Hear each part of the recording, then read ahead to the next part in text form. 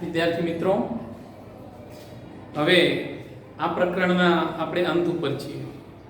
પ્રકરણમાં ઘણા બધા ટોપિક્સ સમજ્યા.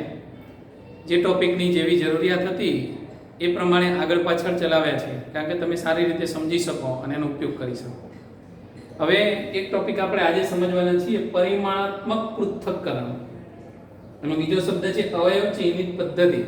આ શું છે પરિમાણાત્મક પૃથ્થકરણ અથવા અવયવ ચિહ્નિત પદ્ધતિ એ સમજીએ. એક જ રાશિના જુદા જુદા એકમો હોય એમને જ્યારે એકબીજામાં ફેરવવા હોય ત્યારે જે આપણે પદ્ધતિ અપનાવીએ છીએ એને આપણે અવયવ ચિહ્નિત પદ્ધતિ કહી શકીએ. દાખલા તરીકે લંબાઈના જુદા જુદા એકમો હોય, કિલોમીટરમાંથી સેન્ટીમીટરમાં ફેરવવું હોય તો આ પદ્ધતિનો ઉપયોગ કરી શકાય. માનો કે દળ માટે મોટા એકમમાંથી નાના એકમમાં ફેરવવા આપણે આ પદ્ધતિનો ઉપયોગ કરી શકીએ. સમય 2 દિવસ છે તો એની કેટલી સેકન્ડ થાય એમાં ફેરવવું હોય તો પદ્ધતિથી ફેરવી શકાય. માનો કે કદ આપ્યું હોય લીટરમાં, એને મીટર ક્યુબમાં ફેરવવું હોય તો આ પદ્ધતિની મદદથી ફેરવી શકાય. આમ તો તમે પદ્ધતિ બધા જાણો જ છો, ફેરવી શકો છો, છતાં પરિમાણાત્મક પૃથ્થકરણની રીતે ખૂબ સરળતાથી એકમોને બદલી શકીએ આપણે. શરત એટલી કે એક જ રાશિના એકમો હોવા જોઈએ. ચલો સૌથી પહેલાં આપણે એક ઉદાહરણ લઈને સમજવાનો પ્રયત્ન કરીએ. તમને લંબાઈ આપેલી છે, બરાબર છે, સેન્ટીમીટરમાં, અને ઇંચ બંને વચ્ચેનો સંબંધ છે. તો એને એકબીજામાં ફેરવવું છે તો આપણે કેવી રીતે ફેરવીશું? એક દાખલો જરા લઈશું તો આપણને ખ્યાલ આવશે. 3 ઇંચ હોય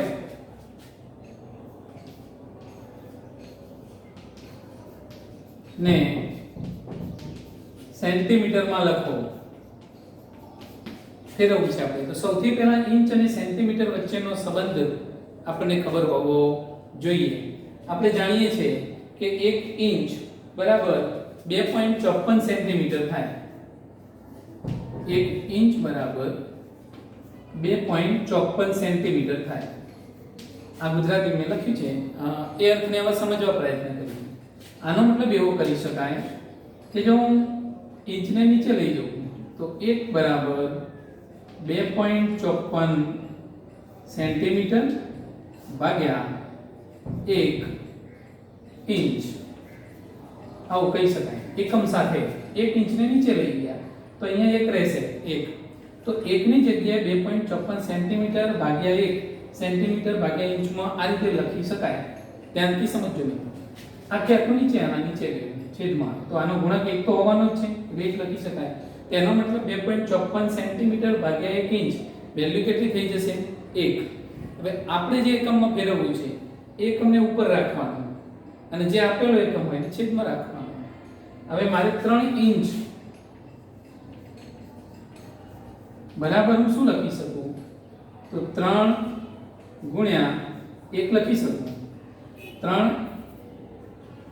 ઇંચ ગુણ્યા 1, કોઈ પણ સંખ્યાનો ગુણક 1 તો હોય જ શકે. 1 લખી દીધો. ફરીથી પાછું લખીશ, બરાબર 3 ઇંચ ગુણ્યા 1. હવે 1 ની જગ્યાએ હું શું મૂકી શકું? આ કિંમત મૂકી શકું 2.54 સેન્ટીમીટર ભાગ્યા 1 ઇંચ. જોઈ શકો છો ઇંચ ઇંચ ઉડી ગયા મિત્રો. તો વધ્યું શું આપણી પાસે? 3 ગુણ્યા 2.54, 4 તરી 12, 5 તરી 15 ને 1 16, 3 દુ 6 ને 1 7. તો 7.62 એકમ કયો વધ્યો? સેન્ટીમીટર. તો 3 ઇંચ બરાબર 7.62 સેન્ટીમીટર. ખૂબ સરળતાથી તમે ફેરવી શકો છો. તમે કહેશો સાહેબ પદ મૂકીએ તો ન ચાલે? 1 ઇંચ 2.54 સેન્ટીમીટર તો 3 ઇંચ કેટલા? એ જ થયું મિત્રો, આ જ આવશે. એ આપણી મૌખિક ગણતરી છે, સરળતા ખાતર લખી શકાય. આ જરા પદ્ધતિસર સમજી રહ્યા છીએ આપણે કેવી રીતે ઉપયોગ કરવો છે. હવે બીજો એક એકમ સમજીએ, બીજી એક દાખલા દ્વારા સમજવાનો પ્રયત્ન કરીએ. 2 મીટર બરાબર ખાલી જગ્યા મીટર ક્યુબ. ચલો આવો પ્રશ્ન પૂછાયો છે. 2 લીટર બરાબર કેટલા મીટર ક્યુબ થાય? લીટર કદનો એકમ છે, મીટર ક્યુબ પણ કદનો એકમ છે. બંને વચ્ચેનો સંબંધ મેળવીએ. ધ્યાનથી સમજજો. લીટર નો સંબંધ ડાયરેક્ટ તમે આમ લખી શકો. 2 લીટર બરાબર 2 ગુણ્યા 1000, કારણ કે 1 લીટરના મિલીલીટર કેટલા? 1000. અને મિલીલીટર એ સેન્ટીમીટર ક્યુબ માટે હું લખી શકું 2 ગુણ્યા 1000 સેન્ટીમીટર ક્યુબ. 1 લિટરના મિલીલીટર 1000, મિલીલીટર એ સેન્ટીમીટર ક્યુબ આપણે સમજી ગયા છીએ માટે લખી શકીએ 2 ગુણ્યા 1000 સેન્ટીમીટર ક્યુબ. એટલે 2 લિટરની જગ્યાએ 2 ગુણ્યા 1000 સેન્ટીમીટર ક્યુબ લખી શકાય મિત્રો. હવે સેન્ટીમીટર ક્યુબનો મીટર ક્યુબ સાથેનો સંબંધ મેળવવો પડશે કારણ કે આપણે જવાબ મીટર ક્યુબ પણ જોઈએ. તો સૌથી પહેલા આપણે લખી શકીએ કે 1 મીટર બરાબર 100 સેન્ટીમીટર.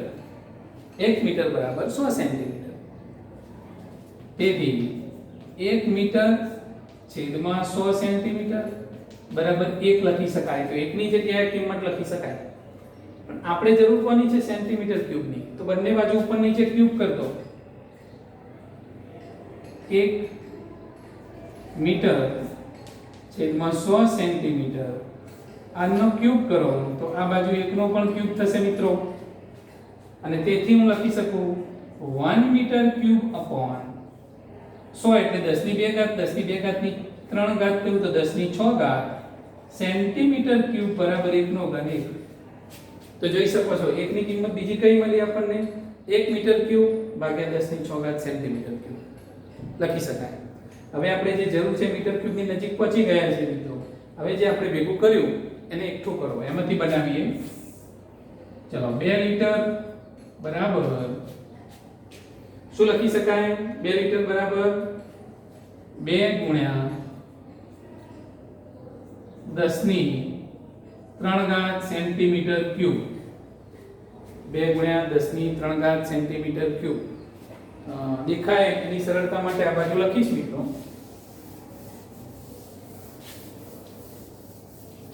આ લખ્યું છે ફરીથી લખી દઉં સમજ પડે. 2 લિટર બરાબર 2 ગુણ્યા 10 ની 3 ઘાત સેન્ટીમીટર ક્યુબ.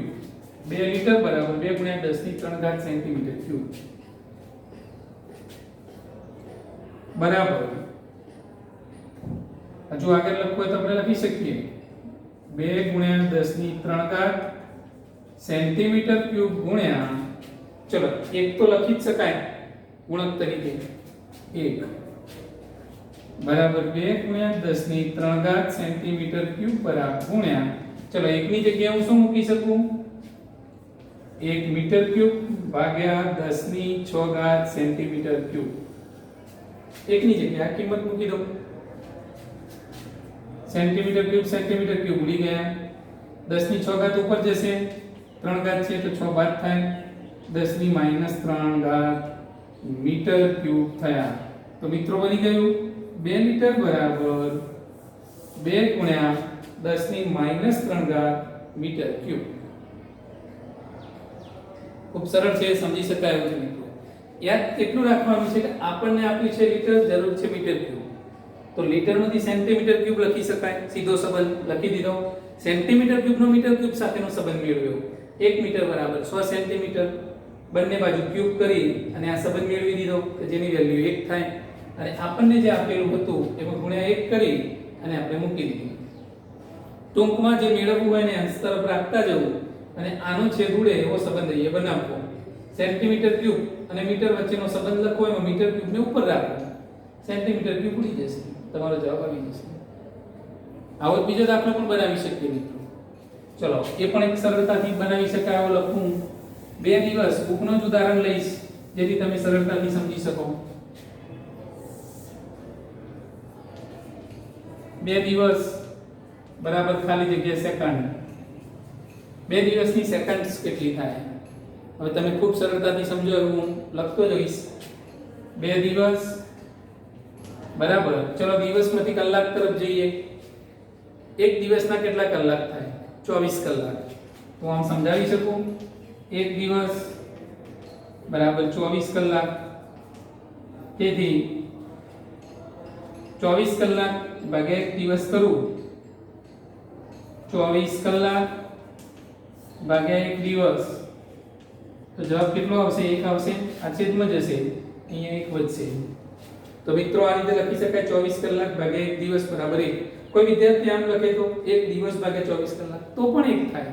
પણ આપણી જરૂરિયાત પ્રમાણે આપણે અહીંયા 2 દિવસ છે તો અહીં લખીશું 2 દિવસ ગુણ્યા આ સંબંધનો ઉપયોગ કરીશું.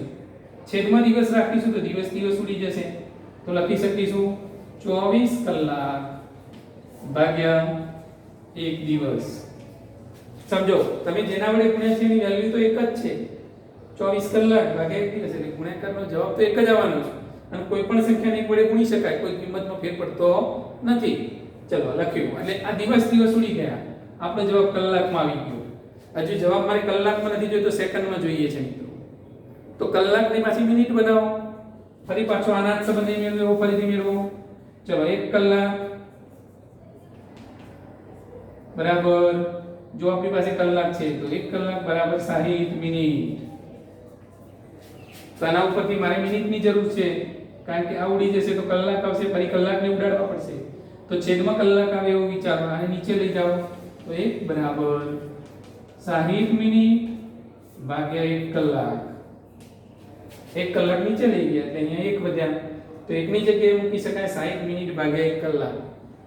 એક જ જવાબ આવે. આ કિંમત પણ અહીંયા ગુણી દઉં, ગુણ્યા ફરી પાછો ગુણ્યા 1 તરીકે લખી શકું. કોઈ પણ સંખ્યાને 1 1 1 એમ ઘણી વખત ગુણી શકાય, કિંમતમાં તો કોઈ ફેર પડે નહીં. તો ચલો 1 ની જગ્યાએ ફરી મૂકી દઉં છું, 60 મિનિટ ભાગ્યા 1 કલાક. હવે વિચારો મિત્રો, દિવસ દિવસ ઉડી જશે, કલાક કલાક ઉડી જશે, જવાબ શેમાં આવશે? મિનિટમાં. હજુ મિનિટની જરૂર નથી, જરૂર શેમાં છે? સેકન્ડમાં. તો ફરી પાછો મિનિટ અને સેકન્ડ વચ્ચેનો સંબંધ, 1 મિનિટ બરાબર 60 સેકન્ડ. ફરી પાછું મિનિટને નીચે લઈ જાઓ તો 1 બરાબર 60 સેકન્ડ ભાગ્યા 1 મિનિટ લખી શકાય. ચલો 1 ની જગ્યાએ કિંમત 1 ગુણ્યા કરી મૂકી શકીશ, 60 સેકન્ડ ભાગ્યા 1 મિનિટ. વિદ્યાર્થી મિત્રો ધ્યાનથી જુઓ, હવે આ દિવસ દિવસ ઉડી જશે, કલાક કલાક ઉડી જશે, અને મિનિટ મિનિટ ઉડી જશે. તો શું વધ્યું ઉપર? 2 ગુણ્યા 24 ગુણ્યા 60 અને એકમ કયો વધ્યો? સેકન્ડ. તો હવે બસ આ ગુણાકાર કરી દો અને કિંમત જે આવે મૂકી દો. 36 ગુણ્યા 48 શૂન્ય.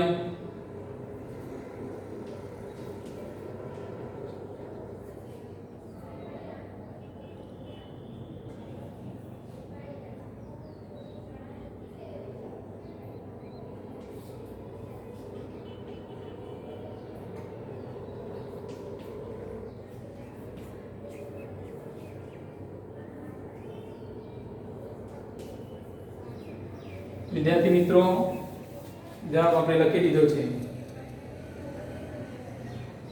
1,72,800 સેકન્ડ થઈ 2 દિવસની. તો આ રીતે તમે વિચારી શકો છો કે દિવસમાંથી સીધા સેકન્ડમાં ગયા. તો દિવસ, સેકન્ડ સમયના જ એકમો છે મિત્રો. તો સમયના એકમો, રાશિ તો એક જ થઈ, એક જ રાશિના જુદા જુદા એકમો હોય અને એકબીજામાં ફેરવવા હોય તો કેવી રીતે ફેરવી શકાય એ પદ્ધતિ આપણે અહીંયા સમજ્યા અને શીખી. આવી જ રીતે હજુ બીજા બધા ઘણા એકમોને એકબીજામાં પરિવર્તન કરી શકાય, અને આ રીતે એકમોને એકબીજામાં પરિવર્તન કરવાની પદ્ધતિ એટલે જ પરિમાણાત્મક પૃથ્થકરણ અથવા તો એને અવયવ ચિહ્નિત પદ્ધતિ કહી શકાય. તો મિત્રો તમે કોઈ પણ એક રાશિના આવા બે એકમો લઈ લો, કિલોગ્રામ એને મિલીગ્રામમાં ફેરવવું છે, એ જ રીતે સમયના એકમોને બદલી શકો છો. તમને જે અનુકૂળ હોય એવી એક જ રાશિના જુદા જુદા એકમોને ફેરવવાની આ રીતે પ્રેક્ટિસ કરો, અને થોડા 4-5 દાખલા આ પદ્ધતિના તમારી જાતે બનાવો અને ગણો તો પ્રેક્ટિસ સારી થઈ શકશે.